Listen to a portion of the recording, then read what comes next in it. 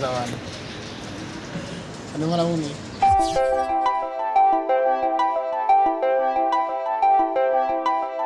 El Marwan és un jove, sí, soc jove, de Tarragona i del Marroc, sempre a les dues juntes. És complicada la pregunta, qui és el Marwan? Doncs el Marwan, em llevo entre les 7:30, o sigui, 7:45 a les 8, i esmorzo, vaig a la feina, a la universitat, estic estudiant àrab, també faig castells, concretament soc el segon cap de colla, el segon cap de colla dels Xiquets del Serrallo a Tarragona, soc tenor a la coral Verge del Camí de Cambrils, i abans feia encara més coses. Tarragona m'ha acollit molt bé i el sistema social m'ha acollit molt bé. Si hagués aterrat a una altra ciutat més gran, on la marginalitat és superior i hagués tingut una altra família diferent, el Marwan hagués sigut un altre.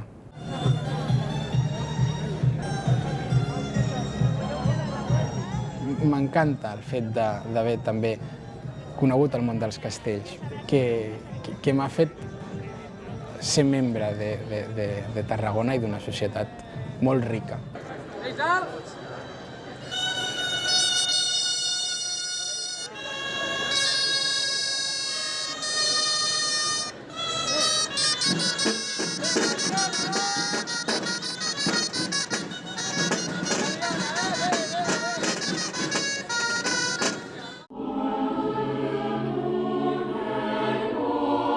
Jo sabia de petit que m'agradava cantar, però no va ser fins que vaig estar dins la coral que vaig dir, doncs sí, és veritat que m'agradi cantar. M'hi he reafirmat.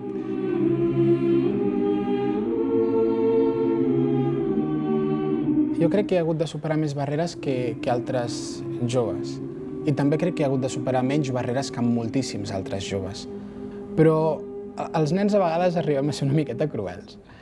I és una pena que als nens no se'ns ensenyi que aquests atacs poden fer una miqueta de mal. Però després he tingut dos mares, que són ma mare i mona àvia, amb les que he viscut, he crescut i m'han fet créixer de la forma que soc, i és amb elles que he pogut aprendre de les seves barreres per poder superar les meves. Vaig acabar a una classe de relacions laborals, amb la passió amb la que m'estaven ensenyant aquesta assignatura i d'altres que van venir després, em va fer enamorar-me, en certa mesura, del dret, i llavors ja vaig decidir, doncs, continuo aquí, m'està agradant i crec que puc fer molta cosa.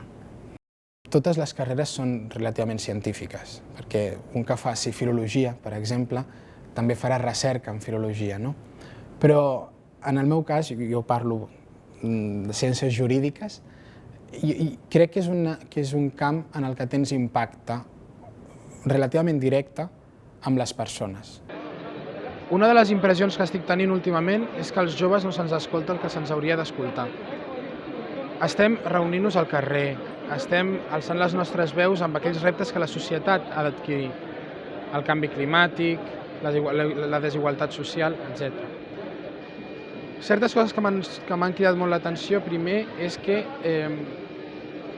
quan parlo de recerca en les ciències socials no s'acaba d'entendre.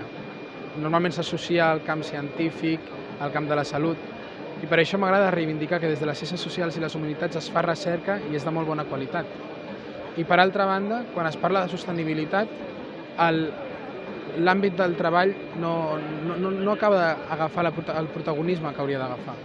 I per això crec que és important anar a aquests espais i compartir tot aquell, no coneixement, però sí aquelles idees que tinc i que considero molt importants i poder fer-les arribar a companys d'arreu del món.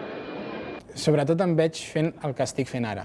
Jo estic començant a fer recerca en dret ambiental del treball. Com deia al principi, el dret ambiental és un dret interdisciplinari. Doncs jo em veig fent això, intentar que la normativa laboral adopti una perspectiva més ambiental.